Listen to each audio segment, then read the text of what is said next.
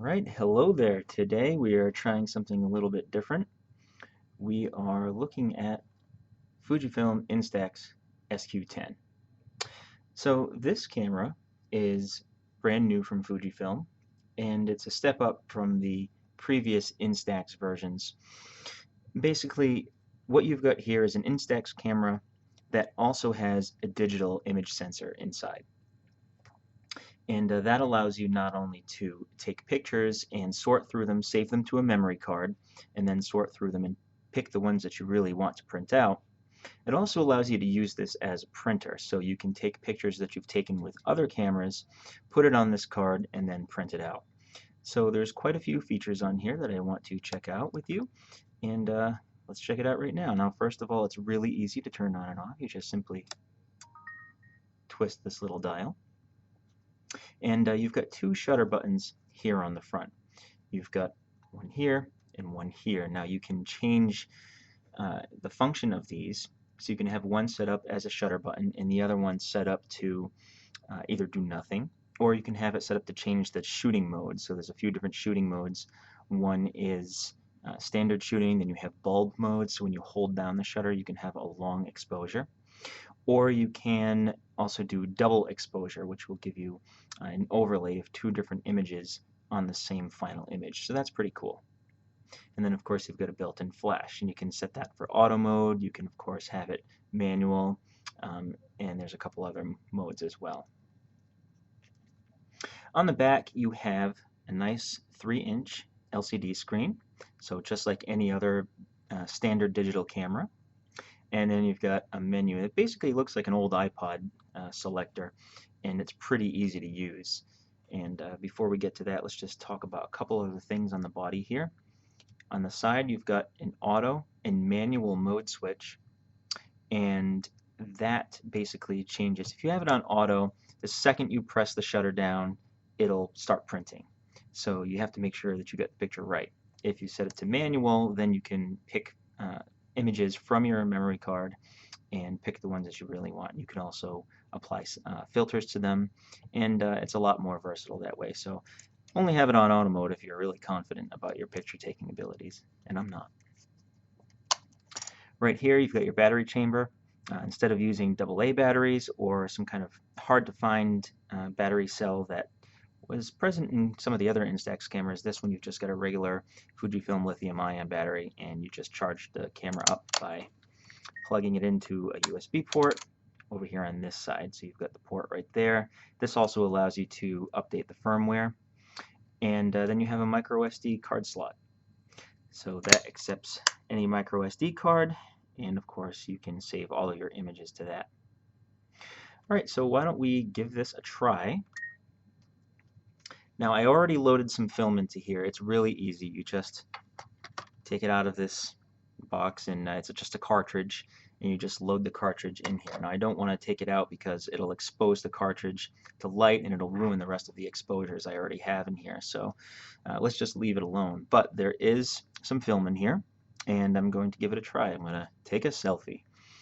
Now one thing that I'm not crazy about with this camera is it doesn't have a selfie mirror on it like some of the other Instax models do. That was a nice thing. Even though it wasn't 100% accurate, it was nice in that it would allow you to at least get a good idea of where you're aiming your camera. Unfortunately, this doesn't have it, so I'm just going to have to wing it. But the good thing is, after you take your picture, you can review it. So it's not like you're going to waste film like you would on previous versions of Instax cameras.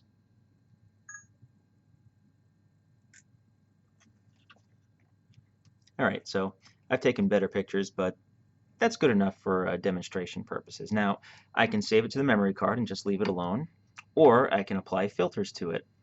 There's 3 different filters, and of course you can do these filters before you actually take the shot. You can preview them, but I'll do it after I take the shot, so it's nice to be able to do it either way. So this is a vignette filter. You can use this little, like I said, it's kind of like an old iPod. You can have some nice black vignetting around the edges, or white vignetting if you go backwards. I'll just add a little bit of black vignetting. I'll go with like 60% or plus 60, whatever, and hit OK. So that'll apply that filter. There's also different looks here. You've got normal, Cornelius. I don't know what any of these mean. Well, I know what monochrome means. That's black and white. Luna, immerse, amber. That one's self-explanatory. Marmalade, so it gives you a nice orange effect. Martini. I don't know why they call it martini, but anyway, you've got a bunch of different filters here. And sure, why not? I'll apply one of those. I'll apply Cornelius. And then you've got brightness. So you can either make it a little bit darker, you can make it a little bit brighter. It's not exactly exposure compensation because it doesn't change any camera settings, it just increases the brightness or decreases it. But it still is a good way to change the brightness in case you're worried about how the print is going to come out when you're done. So I'll just leave that one alone for now. And when you're done, when you're ready to print your image, you just hit this little green print button here in the corner, and then just press OK. And it's going to come right out the top. Now I should mention that these are not exactly the same size as Polaroids. They're a little bit smaller, but of course it's the same, classic square format, and there's plenty of room to write here on the bottom, so it's basically the same thing. It's just a little bit smaller. Easier to fit in your wallet, I would say. Alright, so I'm just going to let that develop over here off to the side, and I can show you a couple other things. Get me off the screen, please. Alright, so one thing that's nice about this camera is it does have autofocus. So you can, I don't know if you can see, we'll try. There's a little green square. It's always going to be center weighted. You can't move the autofocus point around. But when you press the shutter halfway, and once you achieve autofocus, then you can reframe your shot. But it is nice to have autofocus rather than just the standard fixed focus lens that older Instax cameras have. Now, one other great thing about this is that it basically works as a printer. You can take images from other programs, other cameras, or you can just download them off the web, whatever, and you can put them on your camera. Now, at this point, with its current firmware, this camera is a bit finicky as to the file location and the nomenclature. You have to have a very specific way of naming the file. I've had some difficulty taking stuff out of Photoshop and putting it on the card and having it actually read the file. The ones that I've cropped in here I did with Picasa, and of course that program is no longer viable. So if you still have it, great. If you can find another way, great. And if Fujifilm updates the firmware and makes it easier to read various files, then that would be even better. But at the moment it's a little bit finicky, so you may have to deal with that. Anyway, so if you hit the play button, you can see that, not that one. I've got some other pictures on here of some much cuter people, including my little son and my other son. Now these two pictures here come right from a Sony a6000, and they're in a rectangular format. And the SQ10 basically crops it on its own, I would imagine, just directly in the center. Now for this one in particular, that's not where I want it. I want to obviously have most of his head in the frame. So I went and cropped it myself, and then I saved it to the card according to the very specific specifications from Fuji. Just make sure you read the manual, and now this is available to print. And actually, since I did a live stream on Facebook already, I already printed it, and it came out quite nice, I must say. Nice and contrasty, good color, and definitely a step up from shooting with the camera itself. And like I said, you can apply different effects, and I applied some effects to this one. And if I'm not mistaken, you can actually go back and revert it to normal. So that was that picture before I applied any effects to it. And then I can add whatever I want to it. And you can go back and forth. It doesn't actually save the image. It doesn't overwrite your image file with the effects put in. It actually saves it to like a little spreadsheet, saves it to the memory card, and it will apply those effects in real time, which is it's pretty cool. That way you don't mess up any of your images and you say, oh, I wish I didn't apply that effect, I wish I didn't save it like that. You can go right back to normal. And you know what? I like this picture. I'm going to print it out.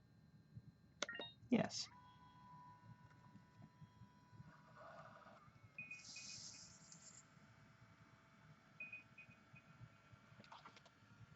And by the way, if any of you are watching this and our live stream looks a little messed up, sorry. This is the first time I've ever live streamed anything on YouTube, and we're working our way through the bugs here, so just bear with us, please.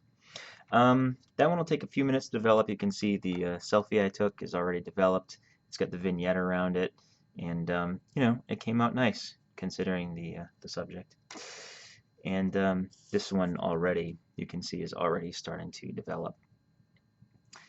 So that's basically it. The Instax SQ10 is very easy to use. It's very handy. And the pictures turn out great, and they're great for sharing, and they're great for putting on your fridge or on your workspace, anywhere you want. And also, you know, having the ability to save it to a memory card is really handy, and it's also really nice to be able to take your nice professional looking photographs and just print them out onto the Instax Square film. The camera itself costs $279, and it's available at Cameta.com right now, and of course you can get it with free shipping at Cameta.com. The Instax Square film is a little bit pricey. It's $16.99, and that comes out to, you know, just about $1.70 per print. Now, what's good about this camera is that you're not going to waste any of that film. You know, you won't have to actually make any prints until you're completely satisfied, and then you can print it out. So that's really the biggest advantage to the SQ10.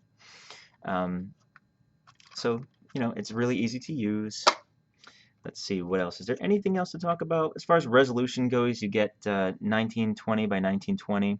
It's a really small sensor, but then again, you have a very small output. So you don't need any kind of huge resolution unless you plan on using this camera to, you know, as a standalone digital camera, and that's really not what it's meant for. It's meant for printing out these nice analog prints and sharing them with your friends and family.